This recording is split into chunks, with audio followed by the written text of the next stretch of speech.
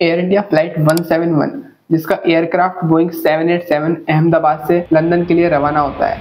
तो ऐसा क्या होता है कि टेक ऑफ के ठीक 32 सेकंड बाद ये प्लेन क्रैश हो जाता है, और ये भी जानेंगे कि इस दुर्घटना के पीछे की क्या वजह थी कि इतना सुरक्षित और लंबे रूट वाला विमान अचानक से क्रैश हो जाता है। 12 जून 2025 को एयर इंडिया की फ्लाइट 171 अहमदाबाद के सरदार वल्लभ भाई पटेल अंतर्राष्ट्रीय हवाई अड्डे से 242 पैसेंजरों को लेकर लंदन के लिए टेक ऑफ करती है, और ठीक 32 सेकंड बाद ये फ्लाइट अपना कंट्रोल खो देती है और अहमदाबाद के बीजे मेडिकल कॉलेज की बिल्डिंग की छत पर जाकर क्रैश हो जाती है। और फ्लाइट में मौजूद 242 पैसेंजर में से 241 पैसेंजर की मौत हो जाती है, और बचता है तो सिर्फ एक पैसेंजर।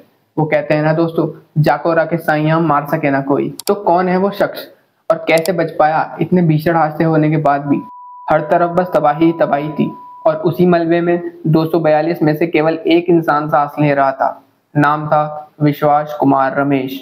उम्र थी लगभग 30 साल, और यह भारतीय मूल के ब्रिटिश नागरिक थे। और रमेश 11 सीट पर बैठे थे, जो कि इमरजेंसी एग्जिट के एकदम करीब थी।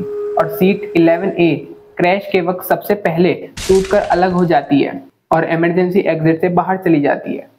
इसलिए क्रैश इम्पैक्ट का असर उन पर सबसे कम होता है और उनकी जान बच पाती है। रमेश ने बताया कि मुझे विश्वास नहीं होता है कि मैं कैसे जिंदा बच पाया। फ्लाइट रेडार 24 वेबसाइट से पता चलता है कि प्लेन के सिग्नल कुछ ही सेकंड बाद मिलना बंद हो गए थे, और जैसे ही प्लेन जमीन से 625 फीट की ऊंचाई पर पहुंचता है, प्लेन के दोनों इंजन अचानक से बंद हो जाते हैं और प्लेन क्रैश हो जाता है। हालांकि दोनों इंजन एक साथ बंद होने की संभावनाएं बहुत ही कम होती है, मतलब ना के बराबर होती हैं।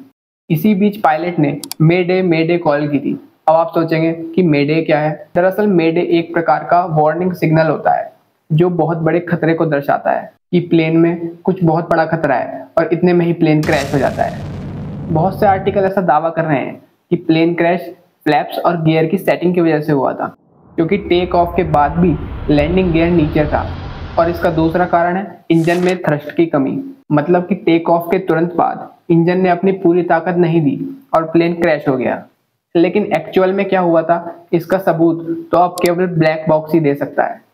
ब्लैक बॉक्स एक तरह का कठोर और मजबूत बक्सा होता है जिसमें पायलट की बातचीत, टेक्निकल इश्यूज और सभी प्रकार के रिकॉर्ड मौजूद होते हैं। DGCA, AAIB और बोइंग की सारी टीम्स मिलकर इसकी इन्वेस्टिगेशन कर रहे हैं, और एयरपोर्ट से लेकर क्रैश साइट तक एक एक सेकंड का डाटा खंगाल रहे हैं। और असली सच सबके सामने बहुत जल्दी आ जाएगा। तब तक के लिए चैनल को सब्सक्राइब कर दीजिए और वीडियो को लाइक कर दीजिए। तो मिलते हैं दोस्तों नेक्स्ट वीडियो में। तब तक के लिए थैंक यू।